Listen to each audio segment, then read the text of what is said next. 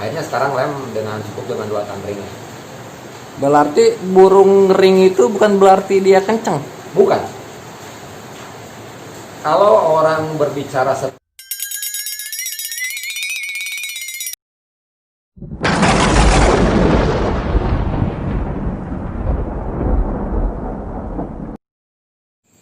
Oke, kembali lagi bersama gue Kupe dari Edan BC nih. Apalagi di depan gue nih bener-bener Edan nih, yang punya Edan BC. Kenapa channel gue atas nama Edan BC? Ya beliau lah yang kasih nama. Dan kita tanya dulu nih, Bah, gue sih biasa manggil beliau Abah ya. Dan bukan dulu sih Bah ya, sekarang juga mungkin kepake ya TBSF Bah ya. Iya. Ya mungkin kalau Edan BC kenapa gitu Bah? Kok kenapa ada Edan BC gitu? Ya gini, kita kadang-kadang kan dalam satu event ada perebutan BC dan SF. Namanya manusia terkadang kita serakah. Begitu poin kita udah cukup untuk SF aman, kemudian kita ambil pengen juga juara di BC-nya. Nah kemudian dari situ terbesitlah bagaimana kita mencoba meraih double winner, BC-nya dapat, SF-nya dapat. Di SF saya pakai nama pribadi dengan nama TBSF. Ya. TB itu tuh bagus ya, bukan toko bangunan nih. Nah kemudian di BC-nya saya kasih nama Edan BC. Nah, kenapa kok namanya Edan? Karena kebetulan sekali saya membuat pakan lovebird yang kita kasih nama Edan. Nah dari situ. Dan kebetulan Edan BC dan TBSF ini sudah beberapa kali menjuarai double winner. BC-nya dapat, SF-nya dapat. Tapi ya BC-nya kita dengan burung sendiri juga gitu, bukan BC rame-rame. Karena kebetulan amunisi kita alhamdulillah mencukupi dari mulai ocehan juga ekekan.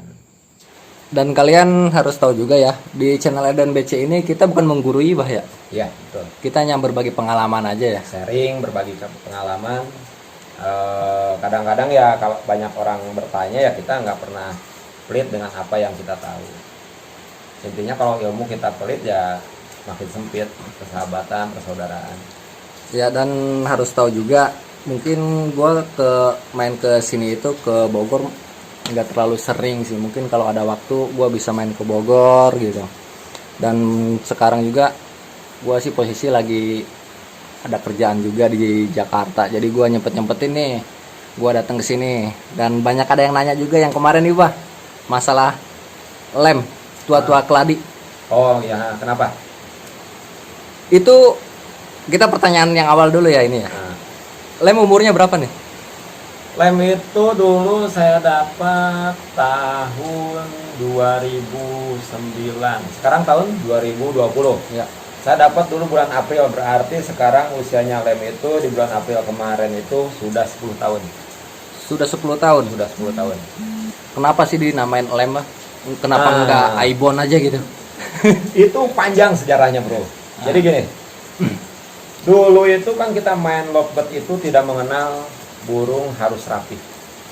Ya. Nah, dulu waktu pertama ada kompetisi lovebird, mulai digandrungi lovebird, saya punya amunisi. Waktu itu dia belum punya nama. Kemudian kita gantang, dan setiap dia bunyi tidak pernah di tangkringan, nempel terus di jeruji. Tapi durasinya saya nggak ada lawan. Nah itu kemudian karena dia nempel di jeruji, ini gue kasih nama lem aja ya karena dia lengket di jeruji gitu. Berarti itu sejarahnya itu. Sejarah nama lem. Sejarah. Jadi, nama lem. Alhamdulillah sampai sekarang tidak ada namanya yang sama. Iya sih. Ada di Jakarta cuman Aibon namanya. Aibon. Dan kalau itu dia dari umur berapa Bah mulai masuk lapangan? Mulai masuk lapangan kurang tahu juga kalau umur ya. Tapi yang jelas saya ambil tahun 2009 itu mungkin perkiraan di umur 6 bulanan ya. 6 bulanan. Udah masuk lapangan. Udah masuk lapangan. Dan alhasil sampai detik ini ya alhamdulillah masih top perform.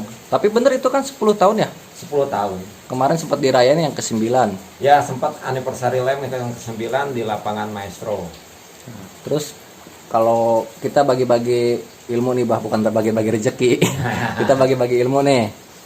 Rawatan di baby bah yang bagus. Ya kayak rawatan lem aja dah. Dari kecil gitu. Dia kecilnya kan kalau sekarang zamannya diuntul gitu. Apa dulu dia emang udah single apa gimana gitu? Oh iya. Sedikit mungkin ya tips buat para pemain hobi di baby, tapi tidak bisa main ke dewasa. Rata-rata mereka setelah 5 bulan kadaluarsa selesai. Itu sebenarnya ada kesalahan-kesalahan sendiri dari pemain. Kalau saya sendiri, alhamdulillah burung main di baby sampai dewasa tetap main. Itu ada trik tersendiri. Jadi kalau baby itu jangan dipaksakan sampai lepas umur. Jangan sampai dia birahi masih digantang. Karena kalau dia birahi digantang, otomatis tuanya nggak akan bisa main. Jadi biasakan baby itu main setelah 4 bulan setengah menginjak ke 5 bulan, stop. Jangan dimainkan. Buat dewasa. Disimpan di rumah. Simpan aja, nggak usah dimainkan sampai tunggu dia berumur cukup mapan, baru mainkan lagi. Tapi pemain sekarang kan banyak juga yang main malah siluman. Ayo aja. Tapi akhirnya begitu di dewasa, burungnya tidak bisa tampil. Terus itu kalau rawatan hariannya gimana itu dari baby lem? Lem itu dari dulu single. Kalau lem itu dari dulu single, nggak main untung. Dari dulu, dari umur kecil tuh dia udah single, sampai saat ini single. Dan dia itu nggak pernah namanya di rumah diprodong. Berarti main ablak gitu Main ablak. dari kecil tuh. Dari kecil main ablak. Masalah jemur pagi misalnya. Kalau pagi jemur berapa jam atau mau mandi dulu apa gimana? Kalau di sini perawatan hampir sama aja ya. Untuk baby ataupun dewasa. Jadi begitu pagi datang, kita bersihkan kandang. Kalau lem, untuk khusus lem, dia semprot sedikit, kasih bak mandi, jemur. Itu jam 7 ya. Jam 7 udah mulai jemur. Udah jemur dia, jam 7 atau setengah 7 dia udah mulai jemur. Nanti dia angkat jam 11 atau jam 12. Itu dia apa nggak kepanasan banget tuh? Kayaknya enggak ya, karena udah terbiasa ya. Oh mungkin dilatih dulu kali ya. Karena kalau saya nggak main umbar, jadi untuk pernapasan kita main dari jemuran. Oh, kalau pakai ini nggak apa doping gitu? Untuk doping kita nggak pakai, tapi kita pakai pakan sendiri. Pakai pakan sendiri. Nah, Apaan tuh? itu loh pakan edan dan pakan gila. Wah, promosi. Set. Nah, gue udah pindah posisi karena di luar hujan. Maklum kamera gue kan masih pakai smartphone ya. Apalagi mic-nya nih masih kurang memadai. Yang penting kita berusaha dulu biar berkualitas nih gambar dan suaranya. Berarti kalau ngomongin lem dari baby itu biar bisa jadi berkualitas, konsisten gitu Pak ya. Kita pagi udah dijemur, mandi juga, pakan juga. Tapi awal-awal apa kondangan dulu gitu Pak di lapangan? Ya kalau namanya kondangan itu pasti ada ya. Oh. Tapi ya namanya lem itu dari dulu kondangannya tuh nggak terlalu banyak ya. Ada lah kondangan tapi nggak terlalu banyak juga. Intinya kita konsisten Mbah ya. Ya betul. Jadi gini, jika kita melakukan perawatan dengan konsisten, perhatian, dengan penuh kasih sayang, mereka juga makhluk hidup bro. Mereka akan tahu cara berterima kasih dengan caranya. Beda dengan manusia, cara berterima kasihnya dengan cara manusia. Tapi kalau burung ya berterima kasih juga dengan kita karena sudah perlu dirawat dengan konsisten dan penuh kasih sayang.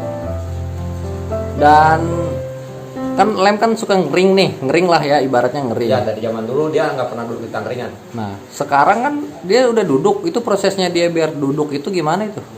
Ya gini, dulu sejarahnya itu kan main lovebird itu nggak ada istilahnya duduk di tangkringan. Umum lah ya. Umum, jadi itu lovebird lu mau ngering, lovebird lu mau bunyi di bawah, yang penting lovebird lu durasinya paling panjang, itu juara zaman dulu Ya. kemudian beriring semakin ramainya lovebird dengan peraturan-peraturan yang banyak, kemudian tercetuslah salah satu IO terbesar waktu itu, lovebird yang bunyi di tangkringan itu yang dinilai, yang ring tidak dinilai.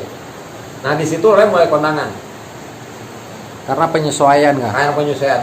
Nah begitu mulai kondangan kan saya berpikir, lovebird saya kalau saya mainkan juga percuma karena tidak akan dapat poin atau tidak akan dapat nilai. Kemudian kita berpikir bagaimana caranya agar lem ini bisa seperti yang lain bunyi di tangkringan. Nah dari situ saya berpikir keras, kemudian mulailah bereksperimen. Pertama eksperimen saya menggunakan tangkringan 3 berjajar, 1, 2, 3.